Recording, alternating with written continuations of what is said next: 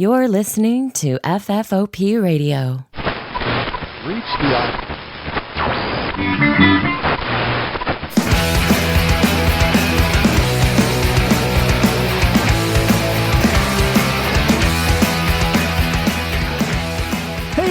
welcome to the show. My name is Dave, and this is Everything Everywhere from FFOPradio.com. Back for another great episode. Let me introduce you. He's been on the show before, so, we've got a returning guest, which is always a pleasure. He was on first with Gavin McCullough of the Arizona Museum of Natural History, and I don't think I gave you... I should introduce you first before I start talking at you. We have a paleo-artist of the highest caliber, one Mr. Benji Paysnoe, back on the show. Welcome, Benji. Hello, welcome. It's great to be back on the show. I am so excited to have you because, anytime I get a chance to talk about someone who knows a lot about dinosaurs in any respect, I'm locked in. Well, I'm glad. I can tell you quite a bit about building them. Yeah, so I'm excited to talk about that. But first, let me introduce my usual co-host. Krista is over there on the co-host mic. I am on the co-host mic. You keep changing up what I'm doing. That is literally the last thing I said on the last time. Wait, whatever. It's fine. It's a different show. Anyway, so Benji, let's crack you open a little bit because, like I said, I think you got short shrift on the last time you were on. So let's start with you before the museum. You're a paleo-artist, so where did you go to study art and paleontologically similar subjects? Where was that all taking place? So I actually have my degree in the biological sciences. I got that through ASU. Okay. All of my art skills are self-taught, so I did not go to school for any of that. I had a lot of interest in dinosaurs and paleontology, quite a bit through movies. Like most people my age, Jurassic Park sparked a big interest as a child, and I got the ball rolling from there, but ended up going on into college, doing the zoological sciences, and just really developing my art skill on the side until I realized I really didn't like writing scientific papers, but I really like doing the figures. Yeah. Right. That's where all the action is. Because, I mean... As a layman and an outsider, it's nice to have the paleontologists doing all their stuff and recreating the bones and setting the casts and everything. But there's always that hurdle of having to stay current and published. Yes, there's a big part about that. I'm honestly not super involved in that research end of it anymore. I work with our research staff. So it's a factor of it, but because I didn't want to do research and publication in that way, I can't really talk much about it. Yeah, but that's the thing. You're on because of your artistic expertise, which I am surprised that is mostly self-taught. Yeah, I did one or two art classes. My family was very encouraging of me going into an art career, but I was that person for myself who said, no, art's not a real job. I can't do that. Until one day it finally clicked in my head like, oh, I can get paid to do this. And I started moving into that career away from my other plans that I had, which is kind of funny. So now this has blown things wide open because I thought in my head, like this was totally just going to be a backwards lineage of like art school and all this other stuff. So I guess what I'm going to have to try and pick apart now is how you went and cultivated an artistic career with no, like what you would call formal or educate, like no art schooling, no nothing like that, I imagine, right? Yeah, it's both interesting and not. I've encountered some professional jealousy for it, and I've encountered a lot more people, though, who think, wow, okay, I don't need to spend tens of thousands of dollars on a fancy degree to pursue my passion. For sure. Yeah, it was really interesting. I did it on the side quite a bit. I always did it in my little classes, things like that. I worked with our ceramics teacher in high school, and she started getting me involved in competitions and really helping me, giving me a reason to develop that skill as a hobby. Right. I kind of pushed into it as a career going through school. I used to work for a lot of zoological institutions. and I would get the chance to work around large-bodied animals, and really that kind of pushed me towards getting the chance to do some live studies of animals, and then go home and sculpt that and have that opportunity to really understand what I appreciated about the biological world, which were all those little intricate movements. Every little leaf on a tree is what makes that tree. It's not just one big picture. And just getting to explore that in my art was pretty interesting. And ultimately, that attention to detail is what got me picked up by my local museum. So I actually started there interning, doing some cataloging with the paleontology department. And I overheard they were looking for a new artist. This was about 7 years ago now. And I kept being like, I can do that. And they're like, okay, I'm sure you can. And then ultimately I kept pushing and I brought my work in and they're like, oh, you can do this. And from there I was able to develop my skills into full-scale museum work. That is awesome. So I have a two-headed question that'll be like way long to unpack. But first, what is your favorite medium in which to work? Because I feel for the layman or the non-creative or whatever you want to call people who say that art isn't for them. It sometimes just boils down to like painting or drawing, but there are so many artistic mediums in which to flourish. Number one, what is your favorite vehicle to create? And two, after you're done with that, what in the museum currently is yours? So I believe I have 14 sculptures on display there. Wow. Everything made for the 75 million BC exhibit. I actually designed the layout and the look of that room, as well as did all the sculptures for it. I worked with the staff there and our volunteer force to help build out the rest of the physical room as well. Then my favorite medium... Yeah, my favorite medium is... I like Sculpey. It's something pretty familiar, I think, to a lot of people who craft, and for those who don't, it's an oven-baked polymer clay, so it doesn't dry out until you put it in the oven for 15 minutes. I like the texture, I like the workability time, but for all my large-scale sculptures, I use a 2-part epoxy clay. So when you're working with these 2-part epoxy clays, are we talking like... Because I'm watching your stuff on Twitter and all your social media and stuff and seeing these sculptures come to life. So all of that white foam that is going as the essential foundation of all your pieces, that's the 2-part epoxy we're talking about? So no, is that short answer. The long answer is that foam is just foam that I'm carving down. I use styrofoam, I use spray foams, whatever I can get my hands on at the time, and makes sense for the art piece. I think of it in the same way you think of an animal. I think bone, muscle, skin.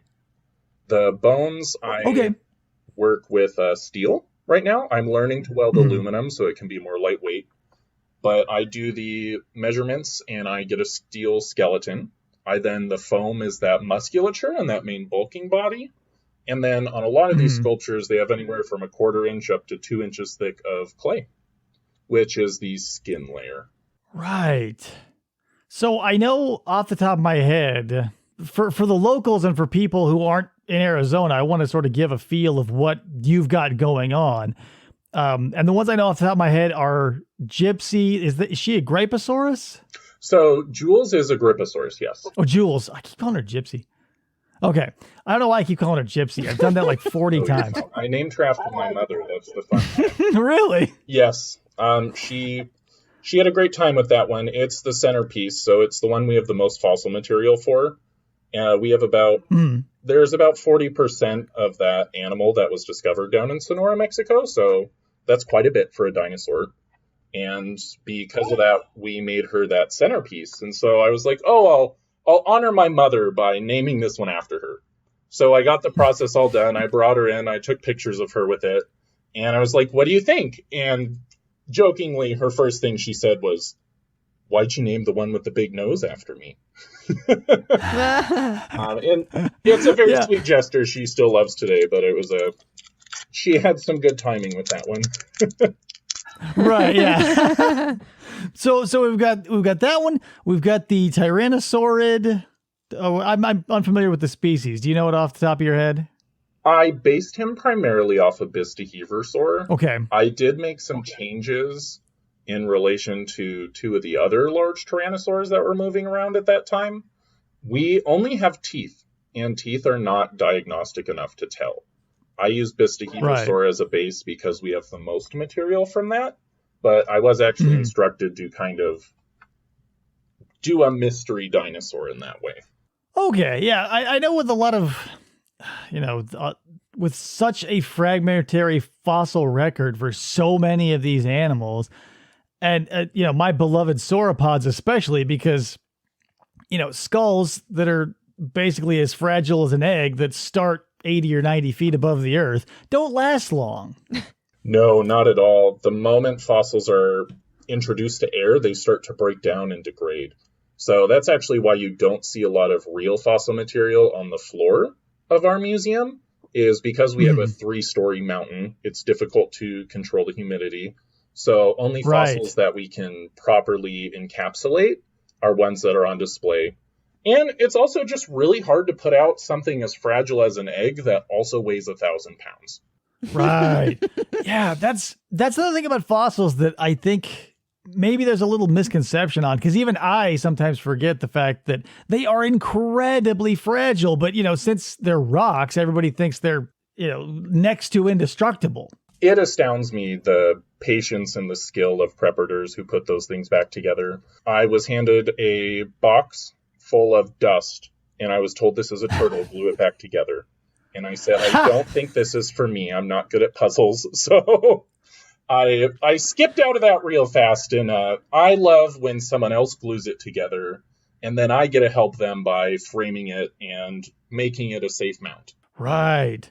Now, the apatosaur leg bone in the museum, that's a real leg, right? Or fossil? That is real. That is an 800-pound femur. Damn. So what did they use, or maybe you don't know, I'm sure you do, but so what did they use to seal that? Because it's one of those things that anybody can come and touch, and it's encouraged. Yeah, that is an interesting fossil. It's part of that shine on it is it's been so touched that it's been polished, and that actually does a little protection. I believe initially they put some epoxy on there, a very thin coat to help protect this bone. It's a pretty common fossil, so it wasn't one that was they weren't really worried about that type of deal, but I believe it was mostly just glued together, and that polishing has been protecting it. That fossil's been on display as long as I've been alive, so it's fun. I remember going there as a kid and seeing it. I've been going to the Arizona Museum of Natural History for going on 40 years now, and the amount of change that has taken place is incredible. Yeah, I have been going there since I was a kid, too. I remember what it looks like now is a lot different than as a kid. Getting to not only work with the people that built my childhood museum, but also being trusted and kind of handed the reins now, where they say, we like what you can do now, do it on the floor. So getting to not only work with the people and the materials that inspired me into my career, but now get to return that favor to the next generation has been amazing. Yeah, that's one thing about the museum that I think most museums must have, but since this one's so close and you guys have been so great, I maybe just take it for granted. But everybody involved with the museum is always so friendly and so welcoming, and for literally no reason other than just because they're nice people. Like, no one should be entertaining me and what I'm doing, but like Gavin has been super great. TJ, everybody there has just been extraordinarily welcoming to the public at large. Gavin's a golden retriever boy. He's a very nice person. I like all my coworkers. I think they're fantastic people. We're the only real dinosaur thing going on in the entire Phoenix Valley. So I think part of that friendliness is we have to be, but also because we understand how lucky and special we are to be that only dinosaur aspect, we love to share and help spread all that love and joy we have for our field with everybody else. Yeah, and that's great because, and you aren't kidding, because if you want to go anywhere in the state to find more fossil material, it's way up north, I think near Flagstaff or something. Yeah, it was a Flagstaff museum that we went to. Yeah, the Northern Arizona Museum. Yeah. And let's be legitimate and not throw shade, but like the one in Mesa, way better.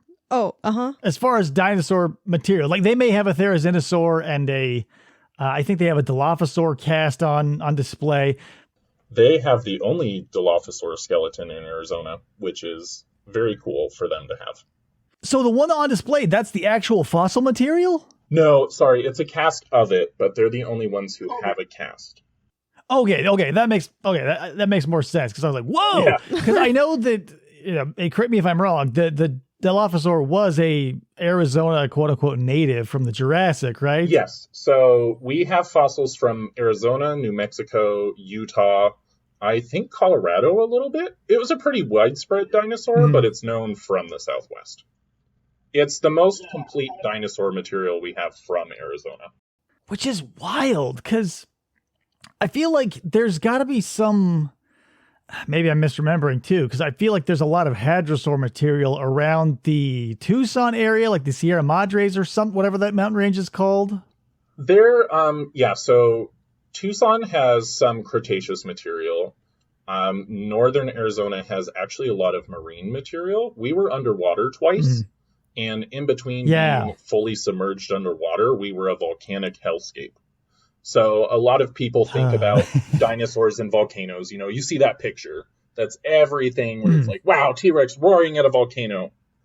That didn't really happen, but it did happen in Arizona, which is really cool, but it's also horrible because when you mix lava and bones together, as well as the billions of pressure of the geologic activity that we had going on, right, you kind of get powder in the end. You're not really going to get a lot of dinosaur material, so...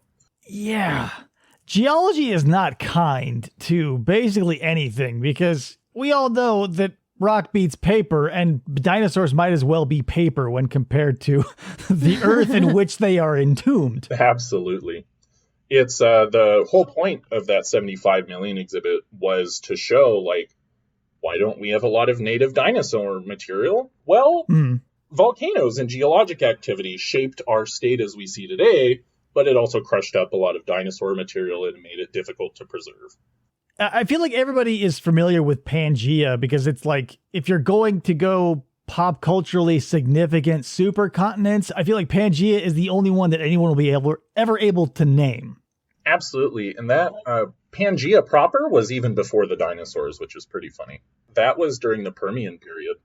The continents had already split apart by the time dinosaurs came around. That's the wild thing about it. When you look at a map in situ of the Jurassic or Cretaceous or even the Triassic period of the United States or wherever it was on the globe at the time, most of the United States, at least where we live, was completely underwater, which is kind of a bummer if you popped here and are a dinosaur fan.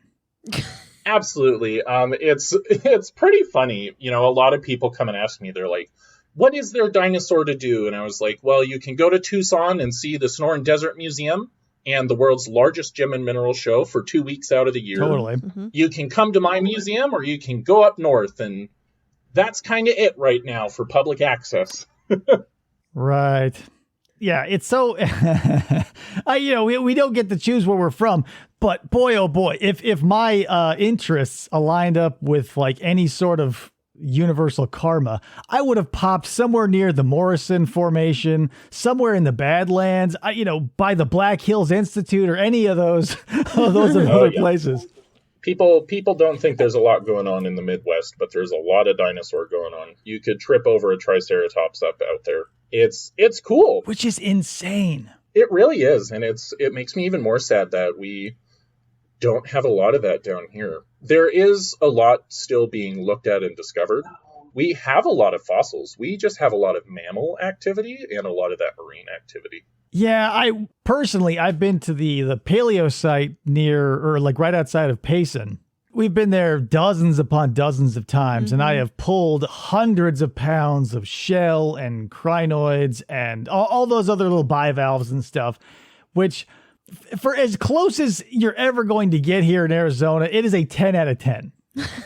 Absolutely. There's a lot. We also have the world's most beautiful petrified wood. It crystallized with all that color in there, and it's gorgeous. Everywhere else, you're going to get a nice brown or slate gray. We have an entire rainbow. Sadly, you can't collect it, but you can purchase it from the national park, which is very cool. You know what's wild? And this concept escaped my attention for the first 30 years of my life, but I'm sure you've come across like opalized fossils. Yes, I think that's fantastic. There's ones of pyrite as well. I'm not sure if you've seen those. I haven't. So are you familiar with how the process works? Because I saw those things and was utterly blown away. And by the time I was done looking at all the pictures I could find, I was too tired to read. Then I totally forgot about it until this very moment. Yeah, I can give you a very rudimentary picture of how that happens. So that's probably all I'll be able to understand. Yeah, fossilization is permineralization, which is as the bone, the organic material decays, the natural surrounding minerals fill in that space. It's very cool that fossils in the right environments and sediments can fossilize down to the molecular level. That's where we get like dinosaur cells that we can see. Yeah, it's insane. Yeah. But the opalization and that pyrite is essentially those are the minerals that are where this fossilizes, and they form in the location that can create those types of gems and minerals. Huh. So during the process of fossilization, is there, I assume there would necessarily need to be some sort of flowing water, at least semi-regularly, while that process is going on, right? No, that's what destroys a lot of fossils. What the best thing you can have for a fossil is an arid environment like a desert, where there's no moisture or anything that's really going to mess with it. Or in a very wet environment, it gets covered almost immediately. That running water exposure to the weather is just going to wear it all down and erode it before it can fossilize.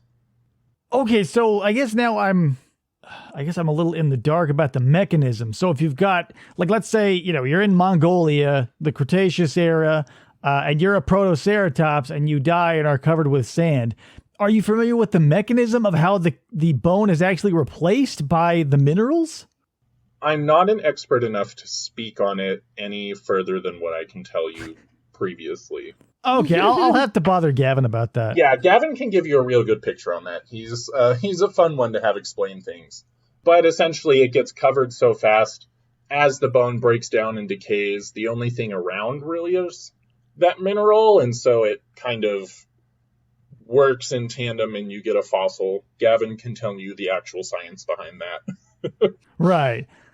Well, okay, so let's get back to the artistic side of things, because I know you do a lot of stuff beyond dinosaurs, so we can sort of break away from that. One of the pieces, I should say, of yours that I'm actually enthralled by is the, I saw it on Twitter, I don't remember how long ago, but the turtle with like the thumb for the head. Yeah, I have turtles with more than just thumbs for heads. I do make a lot of, hands are my favorite subject outside of dinosaurs. Working for a museum, I get my 40 hours a week, my kick of building prehistoric environments. So starting to explore some other elements in my personal work. Yeah, a lot of your stuff seems like the kind of thing that I would never have thought about, but as soon as I see it, I go, oh my God, I'm in love with this.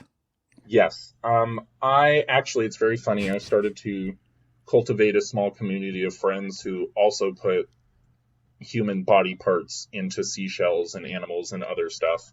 If you're not aware of it, you would have never thought about it, but it's amazing that there's already a pretty substantial community of people out there who do that. Beans of John is one that I know. I think they're very great. They're out in LA, last I heard. They're the ones who put all the teeth and the eyeballs into the seashells in the urchins. Oh, wow. Yeah, they do some very fun work. Right. I've kind of stuck to seashells and turtles with hands and fingers. Hands are so versatile. There's thousands of different poses and looks. Everybody's hand is different. The texture, the color, the feel, the pose you can do. There's just so much that you can work with there. It just fascinates me as an artist. Yeah, and the stuff that you produce is eerily realistic. Like if you were to put one of your, like the turtle with the thumb, for example, if you were to put that in like a Ripley's Believe It or Not, I bet you could have dozens of middle of America people with like trucker hats and NASCAR shirts be like, oh my God, I had no idea those existed, because they are straight up so lifelike and genuine, like the genuine article of a living alien creature. I'll have to call the one up in the Odyssey complex in Scottsdale, see if they'll take it. Yeah, I guarantee they'll put, like, if you could get a hold of the Odyssey Aquarium, and they would put that under 10 lights, and there would be 900 feet of velvet rope around it, because there'd be people from all over the globe coming to look at it. Oh, I appreciate that. I'd love that. I've been working on getting enough of that stuff ready for a separate art show, because people love it. Some of my most popular art, a lot of people know me about dinosaurs. My most popular ever piece is actually a snail that's a human tongue. Really? Yeah, it's funny. I think of seashells as bathroom decor. So I have a bunch of seashells in my bathroom, but they're all full of fingers and hands and tongues and teeth. And it's my favorite when people come over to my house and I just wait for that scream when they ask to use my bathroom, because they don't notice at first. That's interesting you bring that up. You say you identify shells with the bathroom, because I feel like 9 or maybe 8 out of every 10 bathrooms I go into is nautical theme. I wonder if there's probably because of the water in the toilet. That's and it feels like you're near a beach. We've got 2 lighthouses in our guest bathroom. I'm looking at my bathroom right now. We have nautical crap in there as we speak. I love it. It's the same for me. I always grew up in those same bathrooms, so I think it's just ingrained in my mind. Water equals the ocean, and for me, the ocean and seashells equal severed hands. Because there's real, what would you call it? There's a real touchstone in our common shared reality. Because you've probably heard about all the feet that wash up on beaches from time to time. People are always finding hands and arms and limbs washing up places. So yeah, it's amazing that like these two things that seem semi-disparate. It's like toilets and beaches and body parts, and you've brought them all together, and it completely makes sense if you even take a second to think about it. Absolutely. And it all just stemmed from me thinking, you know what? I should just stick those together. See why not? Yeah, it sort of reminds me a little bit, your art style, at least in this respect, gives me a little bit of like Guillermo del Toro vibes, in that it's the familiar, but not quite. Yes, I that's a big compliment. Thank you. I really love his work, and why I do art is once you recognize how many small pieces come together to make one big thing, it kind of ruins looking at everything. I look at people now and I don't see a person. I see all the shapes and I see all the individual hairs and the way they move and the pores, and that might creep some people out, and sometimes it's hard to turn off sometimes, but a lot of that more surreal artwork I get into, I really try and capture those tiny, minute, real details. And when those make it in there, it could be an absurd piece, but it is real to somebody. You know, that really strikes my bell, because before I had my kid and I had a bunch of time to dedicate to a bunch of hobbies, when I was deep into photography, I spent probably 3 years. Everywhere I looked, I saw a frame. I saw the golden, the Fibonacci sequence of the golden mean or whatever. Like, I was looking at everything and seeing a photo op. Like, there was always something. So yeah, I can only imagine if that's your daytime job and nighttime fun, it must be you're constantly deconstructing everything around you to see what potential there is. I'm trying to find some new hobbies to give my mind a break. Yeah, it gets if you're the type of person who likes to pull disparate things together, you never stop. So I don't know how that outlook is going to be for you, but even to this day, there are times and places where I go, oh man, that would make a great photo. But then I remember, I don't have a camera anymore and all this other stuff. It's amazing what your phone can do for a picture. Everything I take a picture of is my phone now. See, that's the thing. I'm sure you probably have some of this in your sculpting arena of life, but after collecting lenses and camera bodies and learning about all that stuff, there's just still something about phone photography that doesn't quite scratch that itch for me, because there's the physics of the light moving through a lens that will distort the background naturally, whereas everything that comes out generated through an AI algorithm that tries to replicate that bokeh effect or like the sharpness of the, whatever, it always reads as weird to me. Yeah, I get that same thing. I really, especially trying to use the blur features and stuff, you always hear you take 1,000 pictures to get maybe one good one. And that's very true, especially with cell phone photography.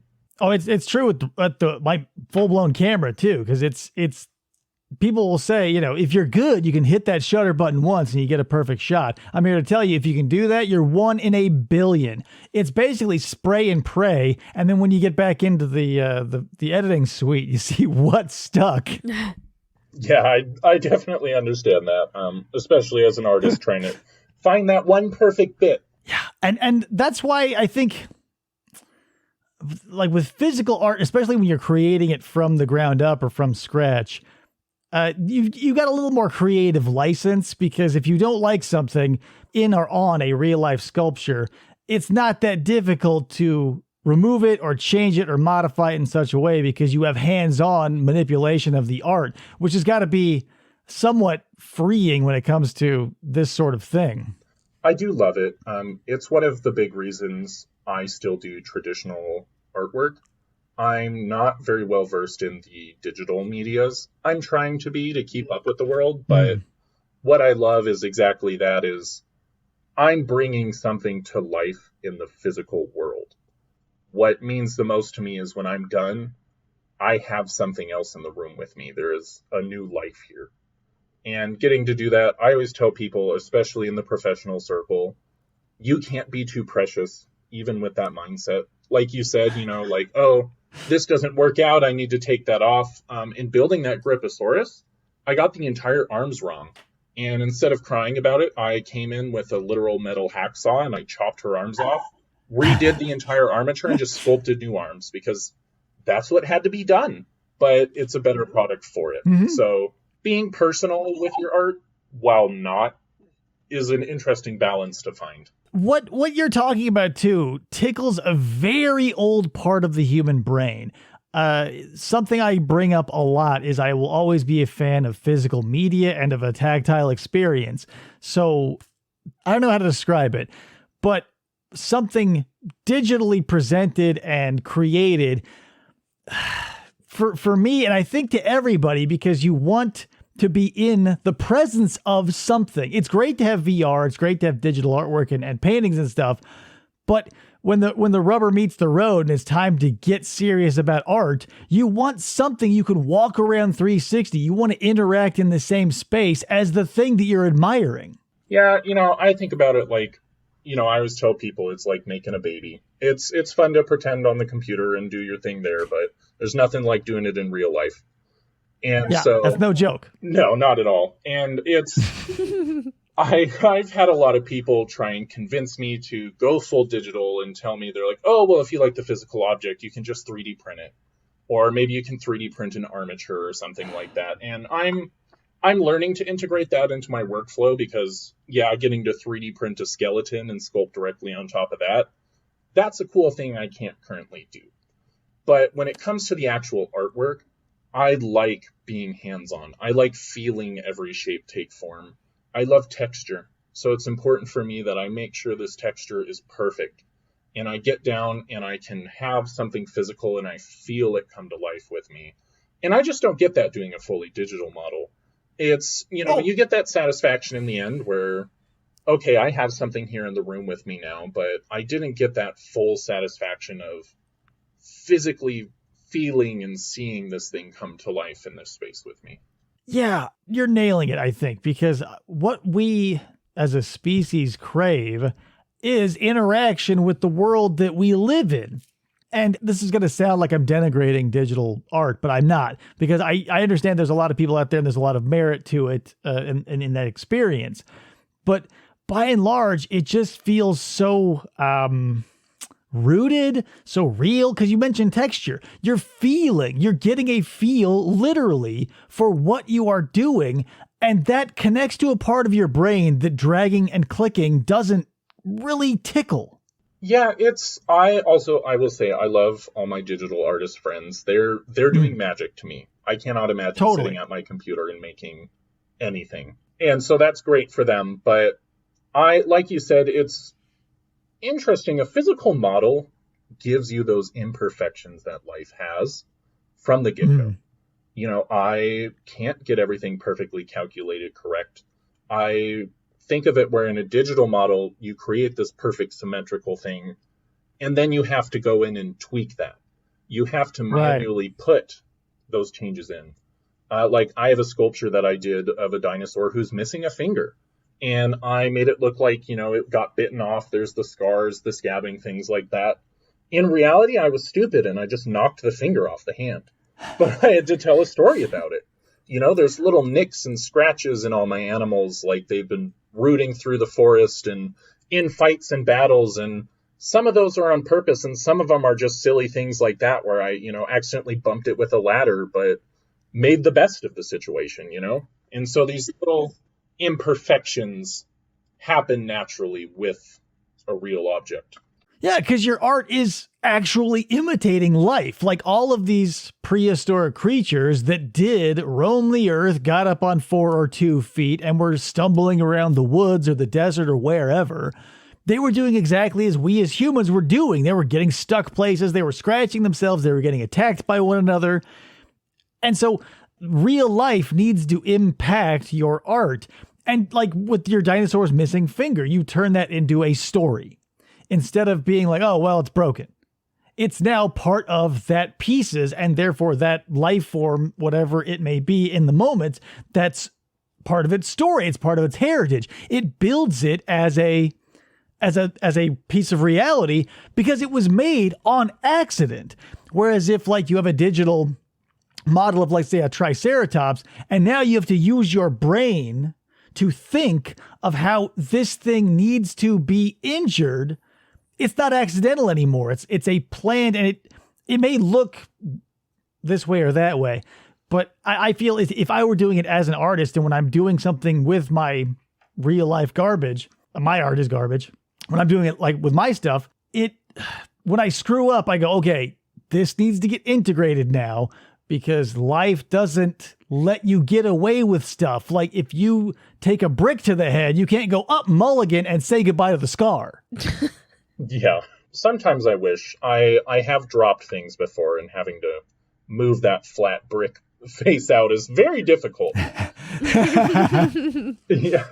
I'll also say, though, no art is garbage. I love seeing anybody create. That's how I interact with the world. It's how I love the world. And in whatever capacity you can do it, as long as you're doing it, I think that's fantastic artwork. So your art's not ugly.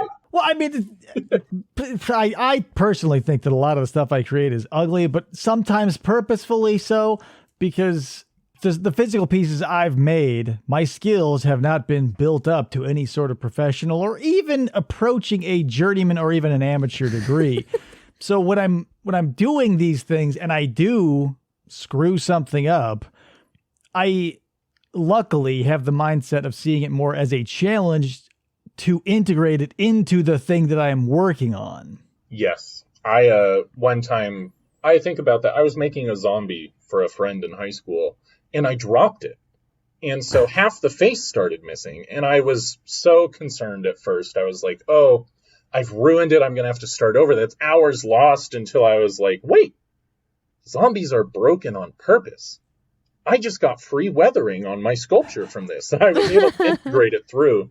And yeah, it worked really well. Yeah, that's the kind of stuff that I think you and I and other artists who enjoy that physical medium, it's an essential part, because I don't know about you, but nothing I've ever tried to make went swimmingly from start to finish. No. Yeah, and at a certain point, I just started to bank on that fact. I started making something that I had an idea of in my mind, and then just waited for the time when I knew I would lose focus or I would get distracted or whatever. And then when that would happen, of course, you'd go through the standard, like you'd blow your stack and go, oh my God, I've ruined it. Because that's what happens every time, even though I set out knowing I was going to screw it up somehow. You have to kickflip that into reality. Absolutely. I always tell people, because I always get asked, they're like, at what level do you plan your work? And I always tell them, to some degree, there's always part that is unplanned because of that. I have an idea of what I want, but is that what physically comes out of my work? Most of the time, no. I'm making little changes here and there. I'll do something that is perfect to my plan, but in practice is awful, so I have to change it there. And every piece is constantly evolving all the way up until and sometimes past when I'm complete with it. So you have to just kind of embrace that as an artist, is understanding that as much as you can have a plan, it's not always going to go with that plan. But what you get in the end is always a better product for it. Yeah, my philosophy when it comes to this, and I'm sure it sounds like this is basically your roadmap as well. No matter what your art is, if it's anything from drawing to sculpting to painting to singing to writing, whatever it is, I always, if anyone ever does come to me for advice about anything, I go, make a bare bones plan. 2 sticks will support each other when you put them against one another. Absolutely. That's basically all you need. You can build up from that. But I still fall into that trap where sometimes I'll go full bore and script something utterly. And then I'm completely disappointed that it does not come out like that, knowing full well that that was never even an option. Yeah, there's always those little bits where you're like, man, if this went exactly to plan, this would have been great. Or sometimes it does go exactly to plan and you're like, oh, that wasn't really great.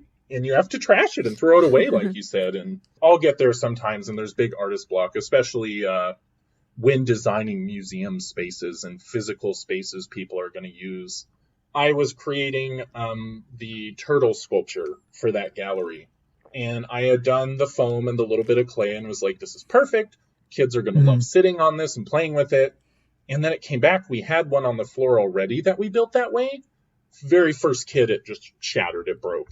And so it's having to go back to that drawing board and learning from each of these experiences and going, okay, we always joke that we do military grade testing in hopes that it can hold up to a group of children, because it's amazing what you can put out on the floor, and a school group or a family can just come through and completely, they'll find that one thing that you and your room of 15 people did not think about. And they'll go through it. I've had kids chip through 2 inches of concrete because there was a little bubble in it at one time.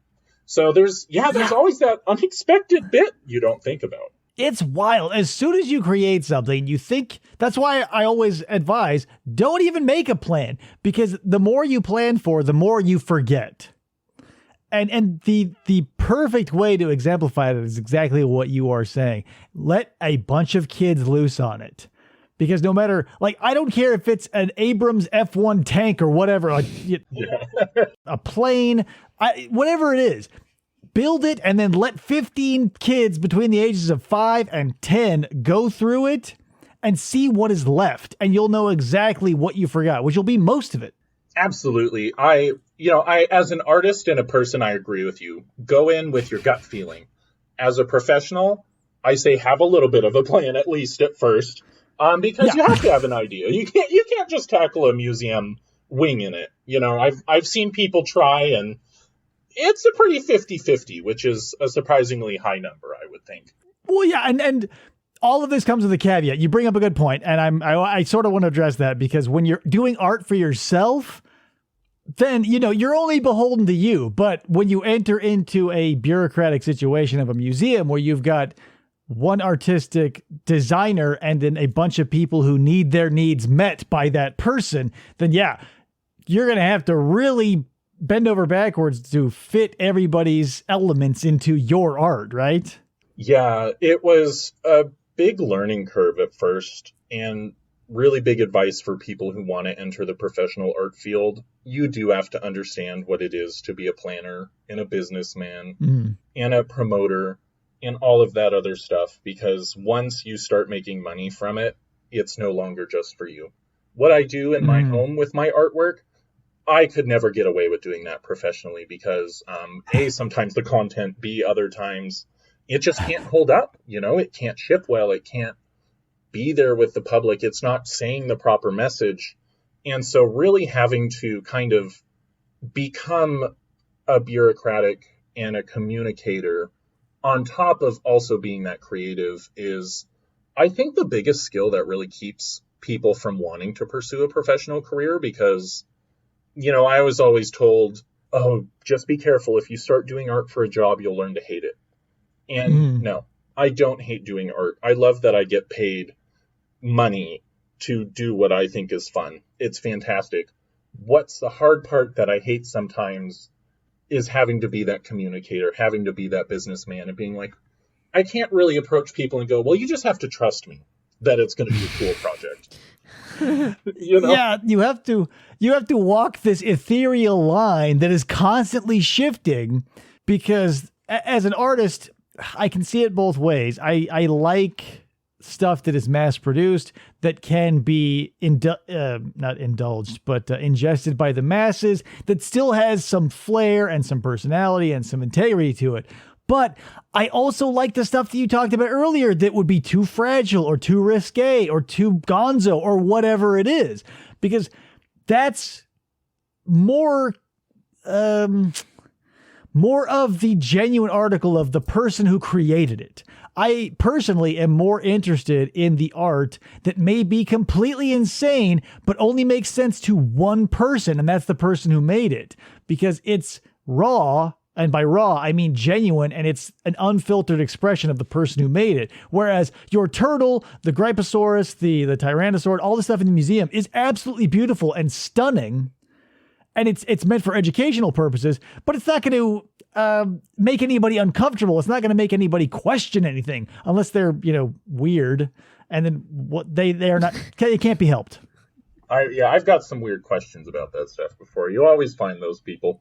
But yeah, really it gets interesting, because a lot of that, what you touched on is important, is once you become a mass consumed product, you have to be a mass consumable product. Mm-hmm. I even think of, I don't do a lot of molding and casting.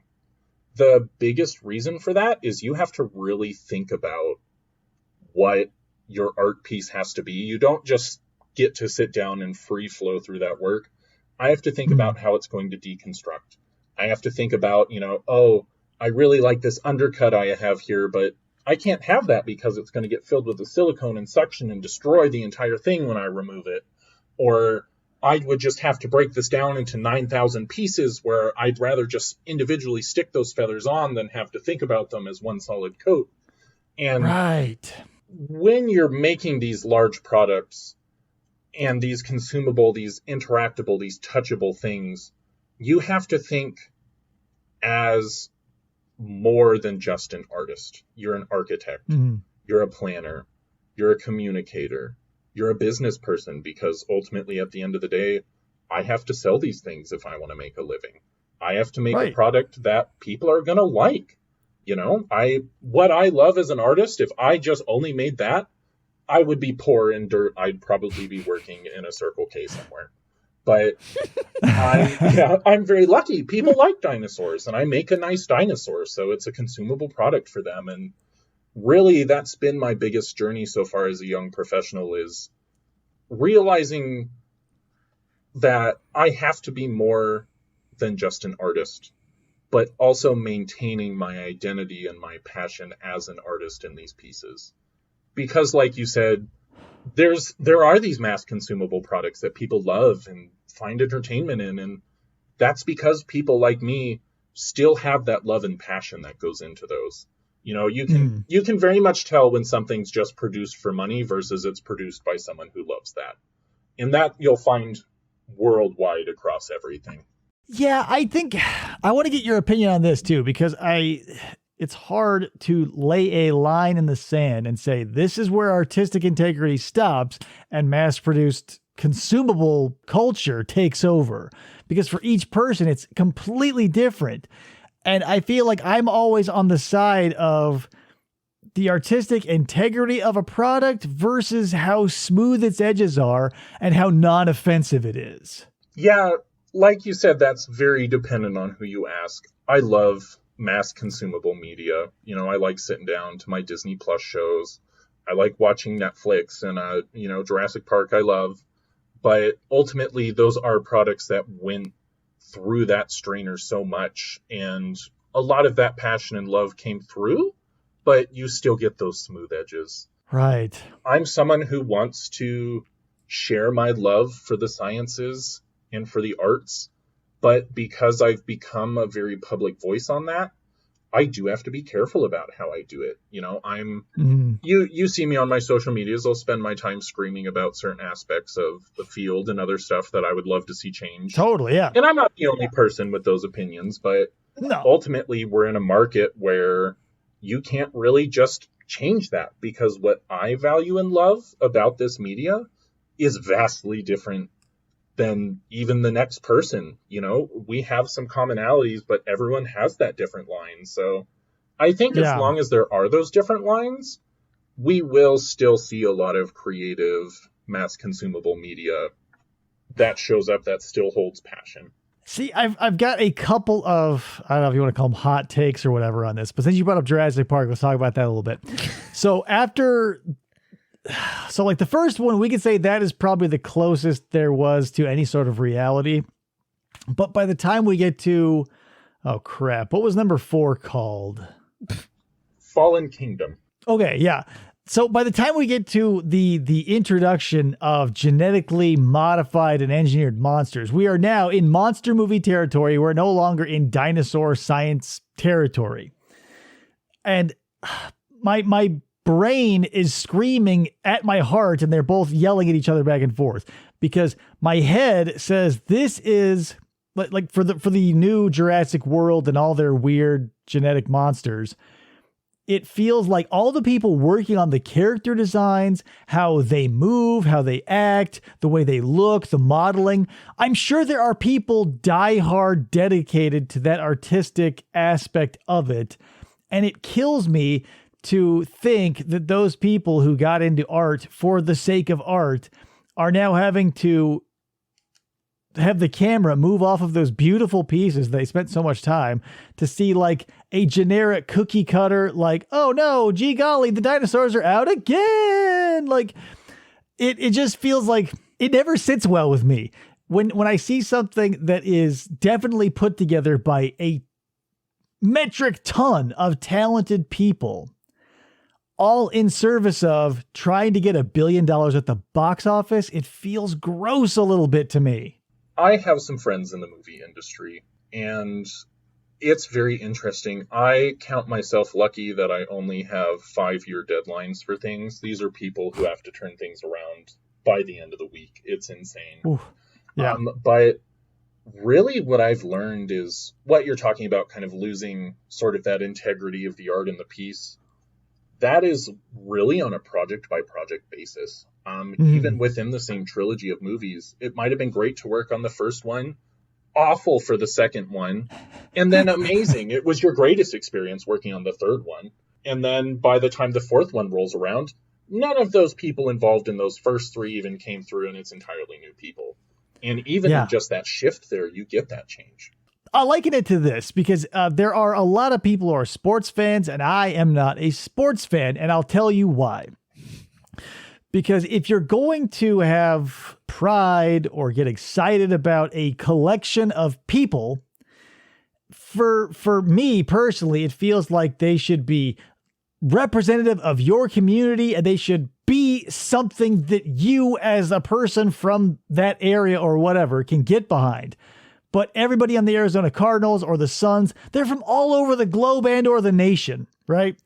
So the through line of integrity is sort of lost in that, because integrity means they're all integrated. But if now we got Jurassic Park going on movie 10, and the person who worked on the first one, died of old age around the 5th one because it's going so long, you've got this broken and then melded and then broken and then melded chain of all different metals that we're supposed to believe is just one continuative piece. What I can think of immediately is the Marvel movie franchise, where we're on, 20-something, almost 30 movies and shows now. Who knows? And really, that's the reaction I hear from everyone, even the hardcore fans now, is I really got into superheroes and stuff because of those movies. I knew about them as a kid and watched all the shows and read some comics, but really that mainstream exposure is what got me into it. And same with Jurassic Park with dinosaurs. But, you look at now, I just saw the new Thor movie and it was great, but 20-something films in, I'm just tired. It's not the same people, it's not the same everything, and it's just you get oversaturated and you really start to see that, like, wow, this was an innovative concept, an entire overarching story across characters and movies and decades now. But it's just been going on for so long, like you said, we're starting to see those flaws of that system. And really, where I think the Jurassic Park franchise, my hot take, I don't think a lot of the fan ideas are good ideas. That's my hot take. When you say you make things for a community, it's important you hear the community voices and their interests, but ultimately you will see sometimes what people think they want isn't always what they want. And that's true of my line of work as it is for that type of thing. I think I've told this to you before. I don't even think of Jurassic Park as dinosaur movies anymore. No, they're totally monster movies. Like, this is analog to the golden age of universal horror. Like, the Indominus Rex is Frankenstein. The Endoraptor is the Wolfman. Like, I don't even like calling them dinosaurs because it's like, the what? I think their biggest... So what I would say is, where I think it falls flat is Steven Spielberg wanted to create animals. He changed the story for the better. My other hot take, I hated the books. I thought they were stupid, anti-science. They had good cools and story and concept, but I really thought the movie was better because it framed it as that conquest of man over nature and how nature always perseveres. But it did so by making these dinosaurs animals. Right. And so they looked at real animals and fossils and experts for this. Whereas where I think the Jurassic World franchise falls flat is it kind of takes on that wild anti-science feel of the novels of, well, these are just genetic monsters anyway, so why would we think of them as animals? And that carries through into their designs and in their monsterized movements. They're characters now. It's not like watching The Lost World or the first Jurassic Park or a little bit of the third movie where it's like, okay, I can see why an animal would be doing that. But there's like clear malicious intent in these Indoraptors and the Indominus Rex. Watching animals, like seeing Rexy become a superhero as opposed to a dinosaur who just happened to be there, so she ate the raptors, Right. It's crazy. And I think part of that is how modern movies now are all trying to follow that comedic superhero feel. Mm-hmm. I think it kind of ruined the franchise to have that touch. And it's just, I think a lot of the designs too fall flat because they didn't choose to look at animals. They chose to reference what was previously done for Jurassic Park, which was a little monsterized, but still correct for ideas of dinosaurs at the time. The stance that these movies took of complete anti-science, a progression of paleontology, not only soured these films for me, but for a very broad audience of people who saw those movies as science, and they really tried to be. And so a franchise, I mean, I'm sure you see all those debates of, oh, scaly retro dinosaurs are cool, we want the awesome bro ones. And just there's a lot of like social culture that goes into that concept, but they really took a step backwards, and it kind of hurt for me to see what franchise inspired me into my work of art to kind of make me feel ostracized from it. It feels counterintuitive because when something hits big, it's usually a single person's idea, and it resonates because it's coming from a real place inside of a person. Like, say what you will about Stanley Kubrick, I'm not a huge fan of his, but people love his stuff because it was his ideas done the way he wanted them. So when big Hollywood or big whoever gets a hold of a property that set the world on fire because it connects to a human and therefore other humans connect to it, what they'll do is they'll open it up to everybody and say, what would you like to see this person do or this thing do? And they get everybody's opinion and they try to please everybody, which ends up pleasing nobody. Yeah, exactly. You find that success. That's why I feel like a lot of times sequels to anything kind of falls flat is that first one is that human touch. It's this singular story. And a lot of times, I think lately movies are expected to be trilogies or quadrilogies or at least get a sequel. Whereas a lot of back then, it really felt like they're like, okay, we have to tell a cohesive story. So you get something very strong because they have to tie off those ends. They have to have those character arcs. Whereas, you know, you would do that and it's like, okay, cool, this movie did well. We can do that again in the sequel. A lot of movies now just have that expectation where it's like, okay, here's this story and we're not going to finish it for 2 or 3 movies. And that, I think, makes a lot of stories fall flat. There are 2 things that stories need, I feel, to hit home and to have like a gut visceral reaction. They have to end, which like is unheard of today because you can squeeze season after season or sequel after sequel out of something. A story isn't satisfying. It isn't satiating until it's over and you go, whew, what a ride. But since every movie or every whatever TV show, any piece of art that is made to be a teaser for the next one does a couple of things. It leaves you lacking and you go, why did I sit through that if it never finished? And then you go, well, now I've got to wait 2 years to get closure on something that by 3 months into the expanse of nothing, I'll have totally forgotten about. Yeah, and, you know, to stay on theme of dinosaurs, I think in the first Jurassic World movie, they go through, they introduce, they're like, okay, we picked it back up. We succeeded a little with the dinosaur park. But oh no, eventually we conquered nature, but we got over arrogant now, which actually fits more in theme with the novel. They got over arrogant, created something fake, something mutant, and it overpowered mankind's control. But in the end, nature, kind of represented by the Tyrannosaurus and the Velociraptor, overtook that man-made horror and kind of leveled the playing field again. It showed that we can't control nature.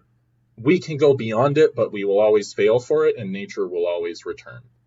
And they wrapped up a nice story. You know, they showed Dr. Henry Wu getting away with, you know, we hope there's going to be a sequel. We'll have a little hint there. Yeah. But then in the second and third movie, it was just expected we're getting this trilogy, so they're kind of the same movie, just 2 different parts of it. And I think that's where really that second movie was kind of hard for me, was I was like, this is just a rehash, first of all, of The Lost World, but worse. And then you move into the whole mansion plot and this greater world plot that then's picked up in Jurassic World Dominion. And you don't get a satisfying end in that movie. The dinosaurs escape. They're out in the wild. Oh no, there's things going on. And then the third movie starts, spoilers, all the dinosaurs have been rounded up already. Chris Pratt's getting the last little bits and things, and so there's no solid resolution before we even jump into that next problem. And by the end of the third movie, do you guys care about me spoiling things in your podcast? No, don't worry about it. The problem isn't solved. They start with, oh no, the dinosaurs got out. This sucks. And then they round them all up. And then at the end of the movie, they're back out in the world, and they just go, we'll just leave them there this time. They're just part of the world now. It's strange. Here's a real world analog of basically what you're telling me. It is the cinematic version of the war on drugs, right? Yes. At some point, Nixon was like, it's a war on drugs, which is a nice, succinct thing to say. People know what wars are. People know what drugs are, right? But how do you fight a war on drugs? And here we are 70 or 80, 90, however many years since Nixon's been dead. I don't know. You know, still on this battleground of a drug war, which is what? And now we've got Jurassic Park. In the first movie, we got it. Jurassic, dinosaurs are running around, even though most of them were from the Cretaceous period, and a park, which is a finite area. And now those concepts, now that have been put together, are so wide and disparate and spread out. This is obviously would never happen, but there's always the possibility that eventually the series would go on long enough that they start interbreeding, and we've got a Dinotopia situation and or a Theodore Rex type shenanigans. I would die. I mean, if Theodore Rex was somehow a backdoor finishing of the Jurassic Park lineage, kudos to those people. I want to see it evolve into the live-action Barney movie. I think that would be the best direction to go. Oh, yeah. Anything. Anywhere where a dinosaur learns English and integrates into society, I feel is the end goal of the Jurassic Park, concept. It's like the war on drugs. It's like, when do we win? With Jurassic Park, when is it over? Once you've opened Pandora's box and let the dinosaurs out, and we've been told from basically the first scene till now, there's nothing you can do about it. It's like letting loose everything you've never wanted to let loose. And then after it's permeated the globe, you start running after it with a butterfly net. And so you've got a perpetual wheel to spin on for the rest of your existence. Absolutely. It's wild. Your real world answer there is Jurassic Park will continue as long as it makes money. I hope it gets a rest for a while. I would like to see less sequels, less remakes in the world. I'd like for a little more freshness to come in for a bit. I've got an idea, and I want to run up your flagpole as an artist. Yeah. So the concept I have is, and this mostly applied to music when I had the idea, but I guess it could go anywhere. For example, one of my favorite bands is the Electric Six, and they released their first album back in 2005, 2006. They're now on their 10th, 11th, 12th album, whatever it is. And I always wanted one band to get back into the studio, re-record their first album, all the songs in the order they were, but with everything that they know now, with a decade on, to see what would change, what's important to them, what sounds they would drop, what sounds they would pick up, and how it would metamorphose into a modern day interpretation of that human today. So what do you want to see from that? Oh, so basically what I would love to see is artists, if we're going to do a sequel or we're going to do a reboot or whatever, I want it to only happen if the originator of the product wants a redo because they've learned something new, they've changed as a person, and they want to return to that original thing. So in your case, maybe the first big major art piece that you ever accomplished and felt strongly about, if you were to undertake that same task today with all of your skills and all of your acquired knowledge, how that would shake out, and maybe it wouldn't even come close to the original, but the intent would be the same. I want to see that progression of the artist through time with a baseline of the first album, the first movie, the first sculpture, the first painting, whatever. How do you feel about that? On a personal level, I would love that. I've tried that at the museum, and they apparently it's not okay to just throw tens of thousands of dollars around in that way. Right. There's a lot of my original stuff I would love to rip out and refix. Or if someone walked in and was like, for free, I can do that 10 million times better, and they can prove that to me, I would step out of the way and say, you can do that.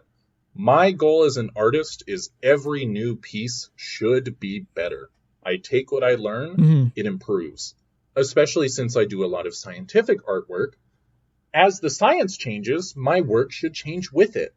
What I would build today for a dinosaur is very different than what I did 10 years ago.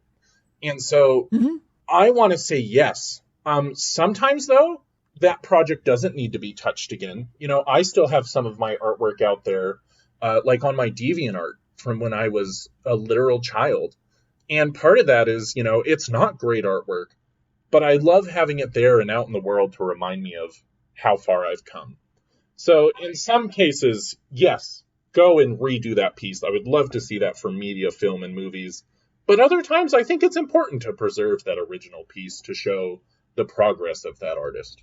Well, I've got a caveat. I only want it done. And this is obviously a rule that can never be enforced and is even stupid to say that it would happen this way.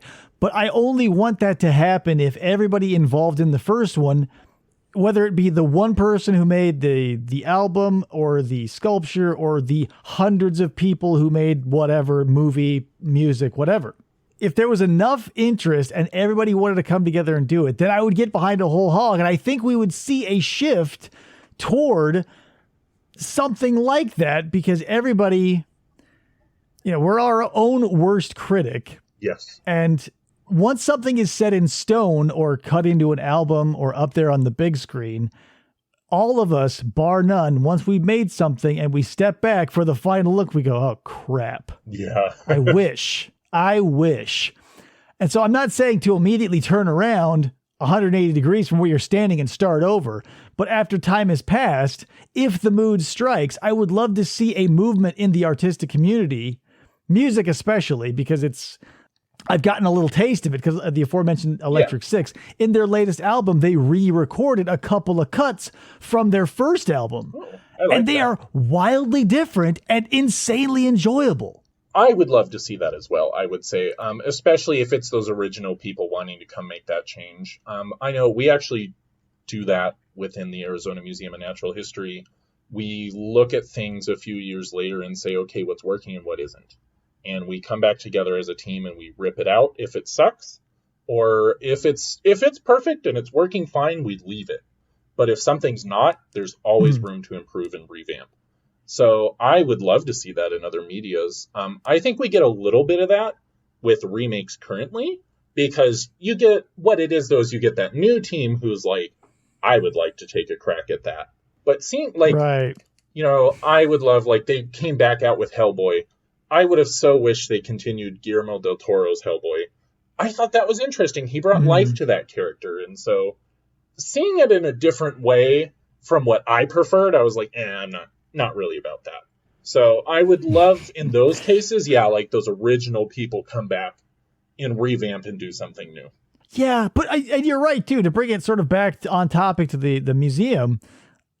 Even though the child in me wants to kick and scream and cry and throw my juice box on the ground because the animatronic T-Rex, or not it was the Triceratops that used to be in that museum that would scream, and it was covered in foliage and stuff.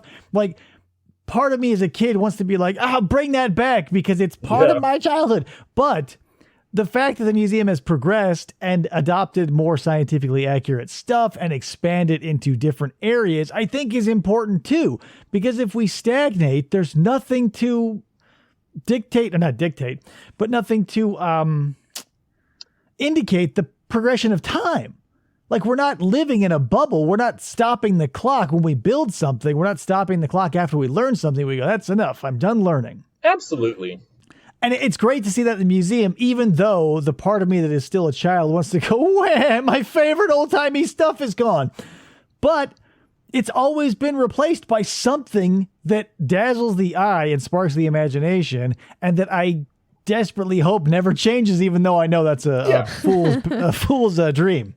I think about, when I eventually move on from this job, someone's going to come in and change everything I did. Yeah. And there's a part of me that's sad, but like you said, there's that part of me that I'm also excited for that change, that there's going to be a new voice, a new life. Museums are always thought of as stagnant pictures of time. And so it's important we keep that growth and that change, and we evolve with our public and with our people. I can tell you about those robots. The T-Rex no longer exists. Yeah. I went at that thing with a chainsaw. It was very satisfying to fight a dinosaur with a chainsaw, and the dinosaur did not win. I can show you a video later. There's a picture of me wearing its legs stomping around the museum. That was fun. What? Yeah, they were great boots. That's awesome. And I have dinosaur-sized legs, so they fit on perfectly.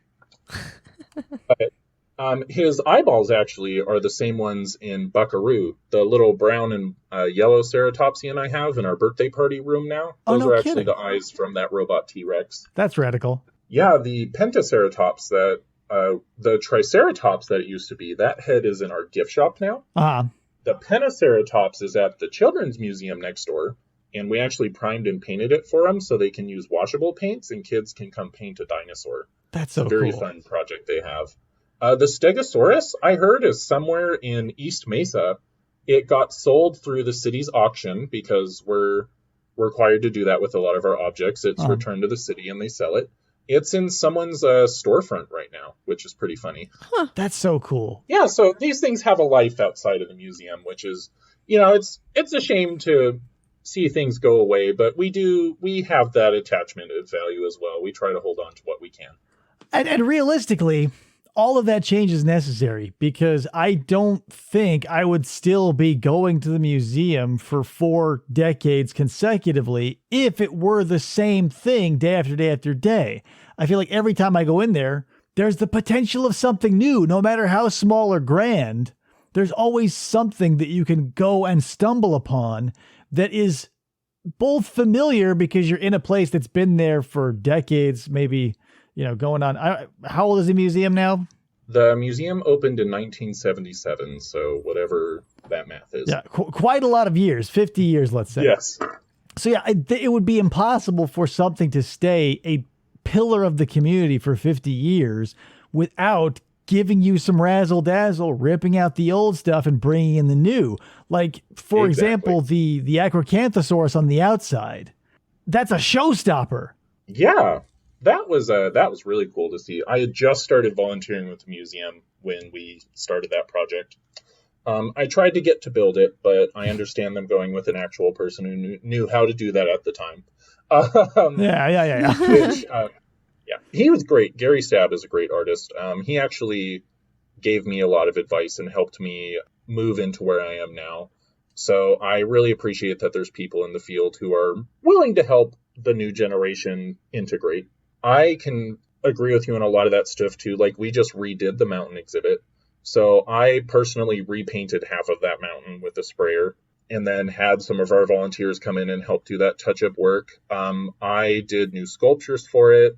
We're getting new robots. I don't know how public that is, so we'll see if I get in trouble, but I actually got to design new robots that we had fabricated, and I'll be painting them and putting them on the mountain by the end of the year. That is so wild. Like, yeah, I'm keeping my excitement under wraps, but like the kid in me, if the kid I was knew that one day I'd get to talk to the people who are basically designing my idea of heaven, like, I would have lost my damn mind.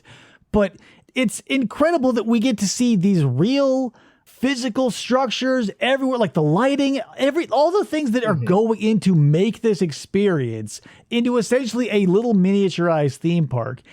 And then to have you guys be so cool and open and friendly that you can just walk up and talk to people about it. I can get you on this show, for instance, to talk about all the insane and cool things that are happening there.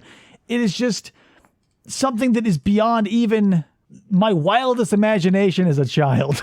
It's, that energy is something I love to return because it's why I was able to come into this museum. I remember talking to my boss, Tim Walters, and him just being like, yeah, you have a skill. Let's help you develop that skill. And I ended up getting into this field because I like to remind him of this story. Why I'm his little thorn in the side now is he told me, he goes, man, you're stupid doing this for free. And I said, okay, cool. And I walked away. I said, I'll come back when you pay me. And that was very frightening to do. I thought I threw away my one and only chance into this field. Woo. Didn't hear from the museum for 4 months. Wow. I got a little side job, was like, oh, and then one day I get a phone call and he goes, hey, we have a job opening. Do you want it? And I was able to get a job with them. So I was like, oh, thank goodness it worked. But it was because these were the people who gave me that opportunity and just that excitement, working with these people. Another artist we work with, Mike Keller, he's been at the museum for 36 years now. I got to meet the guy who built my childhood favorite place to go. And now he's my coworker. That's crazy. And, that 36 years of professional knowledge has done so much to help me. And, I know how to do things that he didn't. So it's great now also sharing what I can do with these people and just we build each other up continuously. And that's the kind of environment and energy you want. And that's what I try to give back to people. It's so heartening because by and large, there are a bunch of public institutions that always seem stuffy and almost inaccessible to the layman if you wanted to get in deep.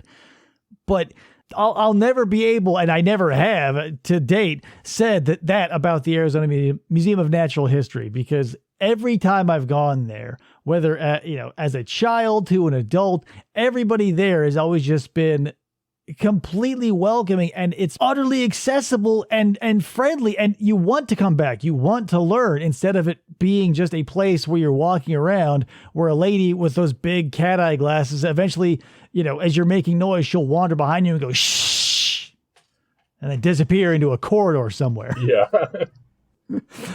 I love that. And it's because we're a public institution that we hold that mindset. There are some stuffy places out there. I have won a lot of awards for my work. People know me around the globe for my work. And I can still call some of these places and they're like, and why should we let you in here? and it's like, it's interesting, when you have a name and yet you don't carry weight with it sometimes. But we are a public service. We exist to bring science and wonder and excitement to the people. And that's why we, as staff at the museum, always create that welcoming and open environment for our guests, for our volunteers, and for our people to come forth. As part of our public service is making it friendly and accessible to you. And that's what I think good science communication is for a museum. If it's this grandiose palace that you have to, answer 4 riddles and fight that lady in the glasses to even be considered for a ticket, that's rough. But all these museums, ours included, that are publicly accessible, that are free, with these welcoming voices. I love being a part of that. And I love getting to work for a facility that behavior is how I got started, and now getting to contribute to that environment to allow other people to start into the field. I want to extend my personal thanks to you, not only for that, but for being on this show. It has been a blast. I've taken up a decent chunk of your time, and I think we've talked about a lot of cool stuff. So why don't we start wrapping it up?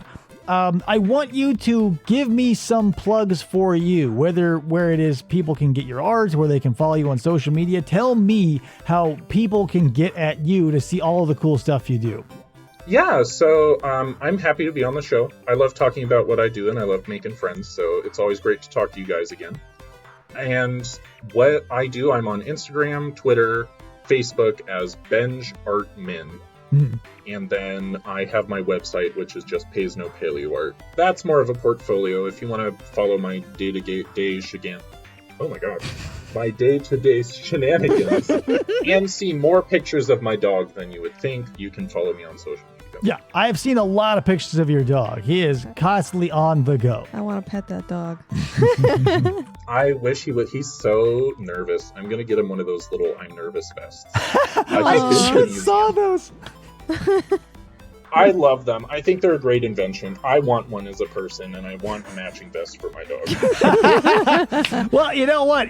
You would not know that there is anything socially awkward about you, as much as I'm sure we all carry it inside. You have been nothing but welcoming, nothing but friendly, and it's always been a blast interacting with you. So I'm very happy to have you. I'm glad that we have more than one access point for you.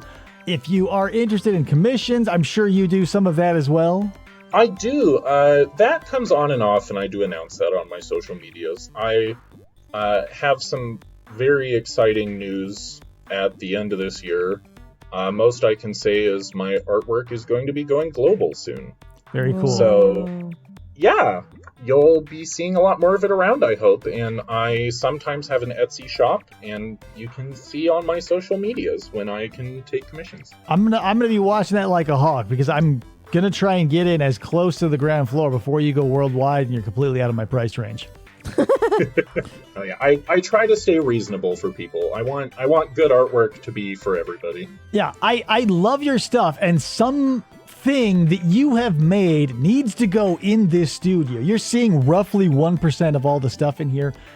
There is so much stuff that I almost exclusively get from people who made it with their own 2 hands, because it feels, I don't know how else to put it, it feels more real to me when... Yeah. There's no other way to put it. It's just the way it is. It's special. Yeah. It has meaning. It's a direct connection to another human being. Art prints are nice. Mass, like Funko Pop garbage and stuff is fun. But the stuff that I really, really connect with came from 2 hands, maybe 1 hand. I don't know, depending on the artist, maybe feet. Doesn't matter. Because it's just something that connects you directly to another human being, and that connection is why we're all here. It's why art exists. It's another avenue for us to get closer together. Absolutely. Next time you roll around the museum, I can get you hooked up with a dinosaur, so at least part of one. So that would be great. I'll be in your DMs later if I'm ever in downtown Mesa in the near future. So don't worry about that. But once again, Benji, thank you so much for coming on and talking art and museum and movies and everything else we talked about. I really, really appreciate it. Absolutely. Thank you for having me on the show. I'm happy to be here and happy to chat with you guys. Beautiful. So thanks everybody listening. Of course, we can't do it without you. Otherwise, we would just be screaming or I'd be screaming into the void. Most of my guests use regular voices. But thank you so much for listening, and we'll catch you on another episode of whatever comes out on this channel. It just so happened to be Everything Everywhere this time, but who knows what'll be next. So I'm so bad at ending the show. Bye. Bye.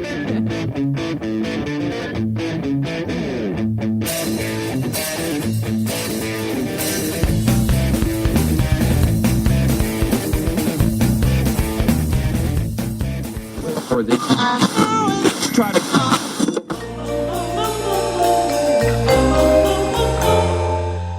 Fistful of Podcasts Radio.